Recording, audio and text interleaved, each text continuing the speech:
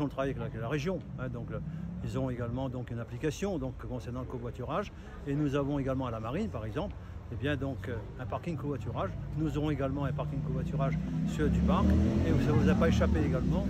Tout à l'heure nous avons donc également dit que nous allons là aussi mettre à la disposition de la population, notamment des automobilistes de la Cinor, mais aussi de la Cires et autres, 400 places de parking à la Nordelle, là où il y a donc le parc des expositions. Demain, également, à côté d'Aquanor, à Champfleury, nous allons également construire un parking en silo d'environ 200 places. Tout ça pour dire qu'en même temps, que la population, ceux qui prennent la voiture, puissent laisser leur voiture en toute sécurité. Et également, mais je pense que le plus important, c'est de faire en sorte que la population s'approprie les transports en commun. Je prenais l'exemple de téléphérique de Bois-de-Neuf jusqu'à Chaudron. Aujourd'hui, plus de 4,6 millions de voyages, on n'a même pas 3 ans, ça correspond. On a aujourd'hui 75% de ceux qui utilisent le téléphérique sont des gens qui ont pris des abonnements, et notamment les collégiens, les lycéens et tout, les étudiants.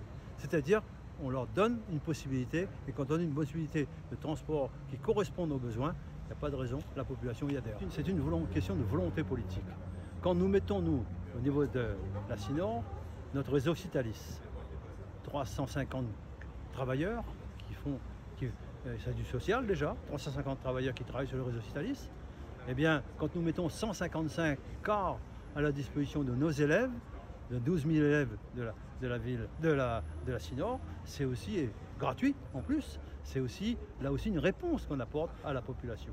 C'est de dire, il faut donc proposer à la population, quand on voit le succès des vélos verts, qui c'est qu'on aurait dit que, on a fait le vélo vert il n'y a même pas 2 ans, même pas un peu plus d'1 an, et aujourd'hui, près de 900 demandes de vélos verts. Et demain, nous espérons dépasser le millier, voire même atteindre les 2000, tel que c'est notre objectif.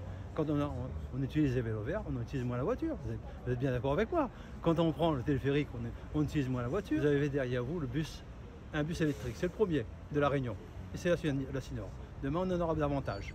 Vous avez en face le CityCare. C'est-à-dire, c'est les transports à la demande. C'est à quelqu'un qui habite très loin, il peut très bien téléphoner et il aura donc un transport qui viendra le chercher. C'est important.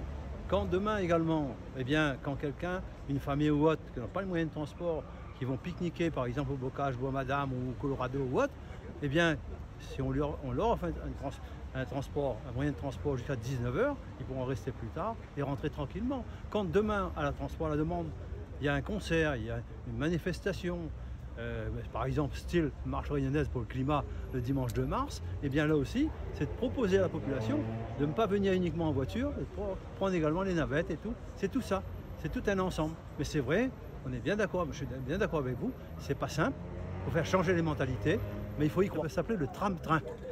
Voilà.